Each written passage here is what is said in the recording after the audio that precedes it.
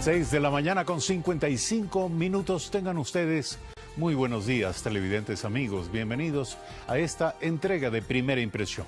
Hoy lunes 26 de marzo de 2018 nos acompañarán Guillermo Abad, director de Justicia Vial. Con él abordaremos la alta incidencia de siniestros en las carreteras del país, sus causas y probables soluciones. Y claro, la decisión por parte de la Agencia Nacional de Tránsito de evaluar a los conductores del país. Serios accidentes de tránsito se registraron este fin de semana.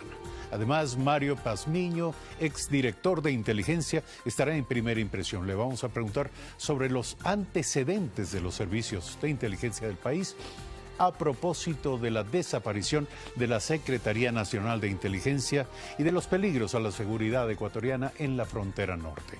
Y después estará Ricardo Patiño, ex ministro de Defensa. Nos permitirá saber qué se hizo durante su gestión y en el último año del gobierno anterior para prevenir y responder la amenaza de irregulares disidentes de las FARC y bandas de crimen organizado en la frontera norte. Y finalmente, David Chávez, catedrático de la Universidad Central, nos ayudará a analizar la situación política en Perú y el impacto de la renuncia de PPK sobre la estrategia del llamado Grupo de Lima en torno a la crisis de Venezuela y de cara a la octava Cumbre de las Américas que se llevará a cabo en la capital del Perú. Comenzamos pues. 13 muertos y 18 heridos. Es el resultado del accidente de tránsito ocurrido en la vía Jipijapa después de volcarse un bus de la cooperativa portovejense. Veamos. Cerca de las 14 horas del pasado sábado, un bus de la cooperativa portovejense se accidentó en la vía Jipijapa, en el sector conocido como la Curva de la Muerte. Aparentemente la vía ha estado húmeda y el vehículo ha perdido pista y se volca el vehículo, ¿no? El accidente dejó 12 fallecidos, los mismos que fueron llevados al centro forense en Manta, mientras que 18 personas resultaron heridas y fueron trasladadas a varias casas hospitalarias. Las tareas de rescate duraron cerca de 2 horas. Bueno, nosotros como bomberos de Jipijapa, aproximadamente unos 15 bomberos entreventados y voluntarios. También ustedes pueden observar la presencia de compañeros bomberos de Paján y de Montecristi. El jefe de Estado, Lenín Moreno, se pronunció vía Twitter, sintiendo mucho lo sucedido. Con profunda tristeza, lamentamos la pérdida de 12 vidas humanas. Un abrazo solidario a las familias de los fallecidos en el accidente ocurrido esta tarde en la vía a Jipijapa-Manabí.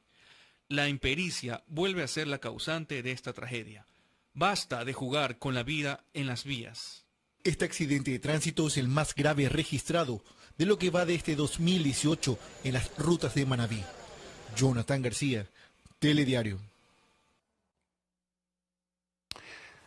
Son las 6 de la mañana con 58 minutos. Damos la bienvenida a nuestro primer invitado en esta mañana, Guillermo Abad, director de Justicia Vial. Gracias por estar aquí.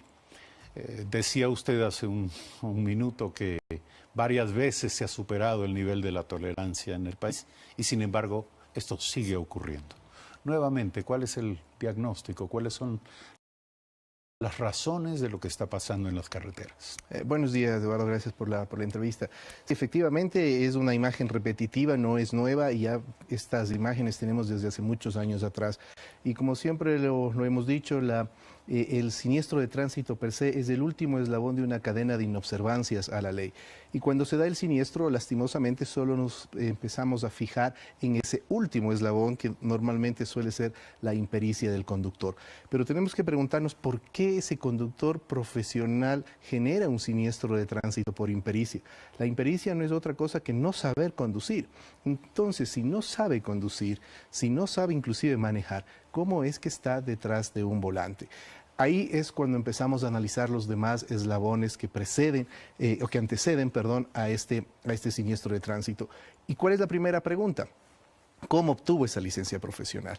Hemos visto que hace un par de semanas atrás la Agencia Nacional de Tránsito ha revelado de que existieron una gran cantidad de licencias que han sido emitidas de manera fraudulenta, ya sea por hackeo, ¿no? Entonces ahí tenemos un delito informático que ha permitido que estén una gran cantidad de conductores y manejando en las vías. Pero también hay otro ramal que también se obtienen títulos de conducción profesional al margen de la ley. Cuando las escuelas de conducción profesional entregan estos títulos sin que estén acorde a lo que establece la norma jurídica, y eso ha sido también de larga data esa entrega ilegal. Entonces, cuando ya empezamos a analizar los eslabones anteriores al siniestro, ahí estamos recién empezando a hacer un trabajo positivo y efectivo a favor de la seguridad vial. Pero es imposible no darse cuenta de que estamos hablando de lo mismo. Esta es una historia repetida, ya se denunció lo de las escuelas de conducción hace muchos años, se hicieron informes periodísticos muy acuciosos respecto de lo que ocurre ahí, de la irregularidad, y esto continúa. ¿Cuál es el poder que sobrevive y que hace que sobrevivan estas prácticas? Lo que también hemos manifestado reiterativamente, los compromisos políticos gremiales han superado al mandato legal y han subordinado a la seguridad vial. Y eso tenemos que romperlo. ¿Quién ha subordinado a la seguridad vial? Los compromisos políticos gremiales, ¿no? En los 10 últimos años... ¿Es el poder de las federaciones de choferes? Por supuesto, ese es los condicionamientos que se les ha hecho a las autoridades, y esto es lo que justamente tenemos que romper, y hemos combinado a la Agencia Nacional de Tránsito, quien ha abierto las puertas a las organizaciones ciudadanas para que estos compromisos no se den y que se actúe con la ley. Si simplemente se aplicara la ley, nada más que eso, se aplicara la ley, la realidad de la seguridad vial en nuestro país sería totalmente distinta. ¿Cuáles son los aspectos de la ley que están siendo inobservados? Bueno, más de un 50%, ¿no? A pesar de que nuestra ley recoge el 90% de las sugerencias emanadas por la Organización Mundial de la Salud para mitigar los siniestros de tránsito, el 50% de estos no se cumple. Y es ahí donde vamos a nuestro primer análisis. Estos son los eslabones de inobservancia que van configurando el siniestro. Tenemos el tema de entrega de licencias profesionales, que es un tema relacionado con sectores de puntualmente, ¿qué hay que hacer frente a eso? Ante esto, no solo revocar las licencias ni hacer una evaluación. Sí, estamos de acuerdo. Hay que revocarlas. Sí, hay que revocarlas. Sí, si es que son emitidas de manera fraudulenta, la ley manda a revocarlas. La evaluación que va a hacer la Agencia Nacional de Tránsito, estamos de acuerdo y la vamos a apoyar. Pero tenemos que ir más atrás, inclusive. Si ya vemos que alguien no ha pasado la evaluación, como ya sucedió hace 4 años atrás, en donde un 60% no pasó la evaluación en un primer examen y tuvieron que prácticamente darle 2 oportunidades más, que fue un error, porque si es que no pasó la primera prueba, tenían que ir nuevamente a la escuela o también ver la manera en cómo se entregaron esos títulos. Y ahí viene la segunda parte, es decir, hacemos una evaluación, luego determinamos en qué escuela de conducción obtuvieron ese certificado, ese título de conducción, y si es que detectamos que no conoce absolutamente nada de las normas de tránsito, ni las técnicas para conducir un vehículo, entonces tenemos que auditar la escuela y ver qué es lo que sucedió ahí. Y esto nos vamos a encontrar, esta acción nos va a llevar a encontrar lo que ya hemos venido denunciando, como usted bien lo ha dicho. Pero es lo que ya se ha encontrado. Pero se mantiene. Y se ha mantenido. Tiene una capacidad de recomposición impresionante estos poderes. Mire usted que... Se cerraron escuelas hace algunos años. Exactamente. Mire usted que del 2003 al 2008 se cerraron las escuelas, ¿no? Por 5 años. Varias personas fueron a prisión producto de las denuncias que Justicia Vial realizó en su momento. En el 2008 se reaperturaron y en el 2010 nuevamente se empezaron a comercializar títulos de conducción profesional al granel. Por eso nuestra gran pregunta y lo que se debe investigar es ¿cuántas licencias se entregaron desde el 2010 hasta el 2016 por año? Y nos vamos a encontrar que se entregaron por miles. Entonces, ahí inmediatamente podemos deducir de que de gran parte de ellas se entregaron inclusive a través de cursos intensivos de fines de semana, que en buena parte de esa entrega no tenían ni siquiera un respaldo legal, no tenían un argumento jurídico para entregar ese tipo de licencias a través de esta modalidad. Nuevamente el chofer se dio a la fuga, pero el chofer es el último eslabón de una cadena de negligencia y de irresponsabilidad. Es apenas la última parte, como usted decía, de todo un proceso en el que se viene violando la ley y las disposiciones de seguridad en las carreteras. ¿Qué se espera para que los dueños de los buses sean responsables solidarios de los accidentes? Ahí tenemos que trabajar en reformas al COIP, pero lo que usted menciona es muy importante porque no solo está en este tipo de reforma, sino también en la aplicación de la ley. Tenemos por un lado, como mencionábamos, el sector de los conductores profesionales y por otro lado el sector de los transportistas. Los transportistas también no han cumplido o no se les ha hecho cumplir la ley. Por ejemplo, no hemos trabajado en la reversión de rutas y frecuencias que se estableció hace 8 años atrás, debía ya haberse cumplido. ¿Qué es la reversión de las rutas? Que pasen hacia el Estado porque son del Estado y solo el Estado tiene la capacidad de explotarlas comercialmente. Muchos conocemos la famosa venta del puesto de trabajo, que no es otra cosa que comercializar un bien público. La reversión nos permite crear el Plan Nacional de Rutas y Frecuencias, que también ya fue anunciado por la ANT y que también apoyaremos esa decisión porque así lo manda la ley. Esa planificación nos permite que en las principales rutas del país no tengamos una sobreoferta.